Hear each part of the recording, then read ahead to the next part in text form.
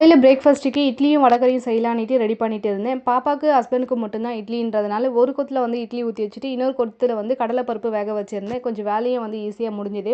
அதுக்குள்ள பாப்பாவும் எந்திச்சிட்டாங்க. அவங்களையும் கூட்டிட்டு போய் சோஃபால உட்கார வச்சு பொம்மை டிவி போட்டுட்டு, அதுக்கப்புறம் பால் தான் எடுத்துட்டு போய் குடுத்துருந்தேன். நானே ஒரு நேரம் பால் போட மறந்துட்டாலும், அவங்களே வந்து இப்ப கேட்டு குடிக்க ஆரம்பிச்சுட்டாங்க. பாப்பாவுக்கும் பால் குடுத்துட்டு வந்து, வடகரியும் வந்து செய்ய ஸ்டார்ட் பண்ணிட்டேன். இன்னைக்கு பிரேக்ஃபாஸ்ட் வந்து செய்ய ஸ்டார்ட் பண்ணதே 7 மணி தான். கொஞ்சம் வேக வேகமா தான் செஞ்சிருந்தேன். பிரேக்ஃபாஸ்ட் எல்லாம் செஞ்சு முடிச்சதுமே கையோட வந்து கொஞ்சம் கிளீனிங் வேலை தான் ஸ்டார்ட் பண்ணியிருந்தேன். கண்டினியூஸாக மழை வரதுனால வுட் ஐட்டம்லாம் வந்து ரொம்ப வந்து ஃபங்கஸ்லாம் வச்சிருந்தது.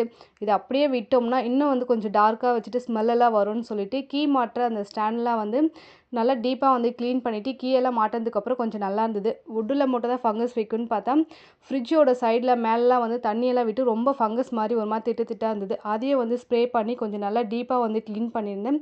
பார்க்கறதுக்கு அப்புறம் நல்லா இருந்தது. இதோட நாளைக்கு ஒரு வீடியோவில் பார்க்கலாம். பாய்.